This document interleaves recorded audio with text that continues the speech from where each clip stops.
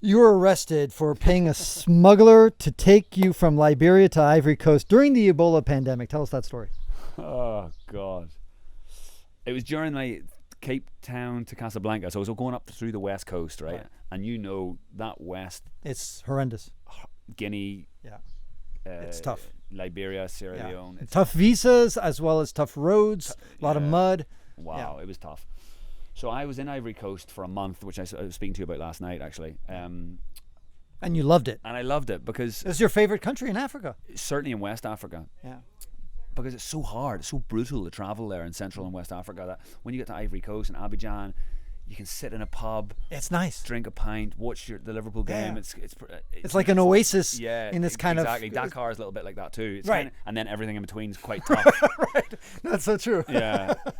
So I liked it. And then anyway, I took a bus from Abidjan to the western border with Liberia, which should be 10 hours. Often that turns into 20 hours, as you know, and even in Ivory Coast. So, and in the west of Ivory Coast, it's quite sketchy. There's a lot of bandits. It's kind of lawless. It's like the pocket of Ivory Coast. It's not so nice, Cote d'Ivoire. Anyway, so it took me 2 days on a bus to get to the Liberian Ivory Coast border. And it was shit, as you know, like 2 days in a bus, but okay, whatever. And it's actually quite beautiful scenery. So then, when I got there, the Ebola crisis was just at the tail end, and it just flared up again. So they closed. This is 2014, roughly. Yeah, was it? Yeah, roughly, maybe 15, 16, Okay, around okay. that time. Okay, I so can't actually remember. okay. Easy to check, but Yeah. anyway, roughly around that time. And just as I got there, they closed the border, and I just spent 2 days on a bus to get there, on like an African bus, as you know. Yeah. And I was like, I'm not accepting this. I'm getting across that border because the alternative is 2 days back. Sure. And then you eventually got to get there anyway. Yeah. And I'll have to fly, and it'll cost a fortune. And blah, blah. Right.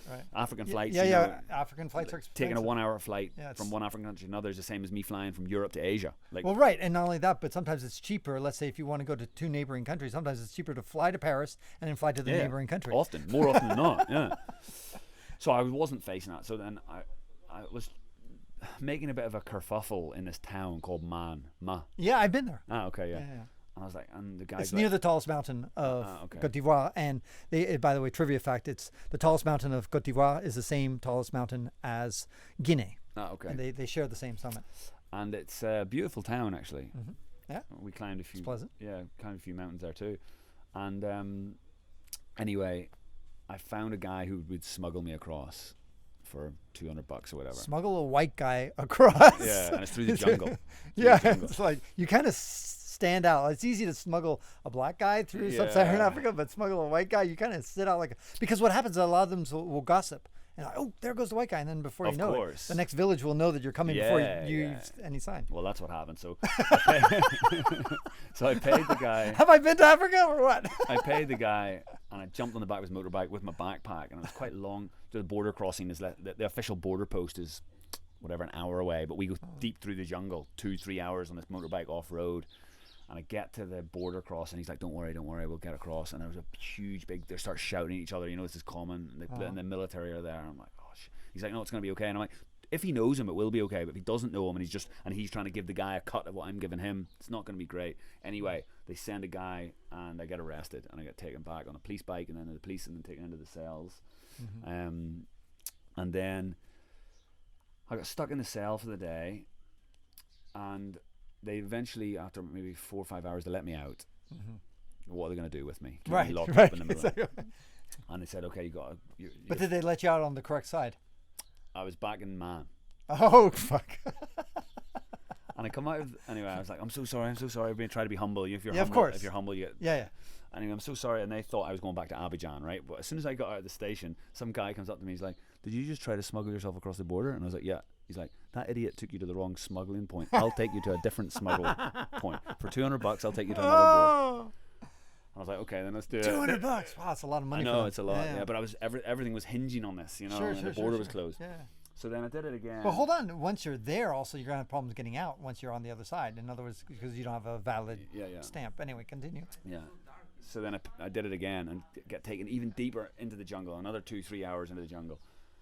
And when I get there, there's a huge kerfuffle again. And who do I see walk out of the little military checkpoint? No. One of the guys from the police station who had seen me in the cell. No. I was like, fuck. And then that was just shut down, and they were furious with the guy for bringing me there. And I got brought back to this, got brought back to Man, put in the same cell again. It's late afternoon now. I'm just like, and anyway, they went, and it was a Saturday, and they went and got the chief of police. I was like, this is actually serious. I know I'm not going to end up dying in a cell in Ivory Coast, but it's also not great either. Sure. And it's expensive. Yeah, time-consuming. and it's been and it is disrespectful. What I've done is disrespectful. Right, like right. they told me to piss off, and I've gone and done the same thing again. So it's not cool, actually. Right. And the chief of police came, and he summoned me into his office, and he was. And by the way, he's speaking to you in French. My bad French and his bad English. Okay. And he was furious, basically. And I asked him, could I use his computer? He's sitting in front of his desk, and he was a bit weird about it, but the language was a bit of a breakdown in communication. He kind of let me usher beside him, and I brought up my blog, and I was like, look, I'm really sorry, this is what I'm trying to do. I'm trying to visit every country. No one from Ireland's ever done it, and I'm so sorry, and I'm not trying to be disrespectful, and I know it's a difficult time with Ebola. And he was like, actually really nice. He's like, I understand, please also understand the border's closed for a reason. And he was really cool about it, and he let me out of the cell, but this time he gave me a police escort back to Man bus station and bought the ticket and put me on the bus for the 2-day bus back to Cote Abidjan. d'Ivoire. To Abidjan. Abidjan, yeah. And then anyway, there's a whole nother story that ended up getting hijacked by bandits. That bus. What? And we ended up The bus that you were that they put you on? Yeah, but which is not their fault. But Did you lose money? You lost some money. It just was a very sketchy couple of days. It was the worst 2 days of my life, actually. It was pretty rough. I thought the worst 2 days of your life was on that boat. That rowboat. That was, yeah, and then followed by the second worst 2 days, 2 more days, and 2 more days, and 2 more days. Yeah, it was rough. So how the fuck did you eventually get Well, to... I try not to fly that much, right? Sure. I want to do Yeah, overland, same here. but equally I'm not married to that. So Yeah. I got back to Abidjan, and I flew from Abidjan to okay. Liberia. Freetown, is it? What's the capital of Liberia? Is it Freetown?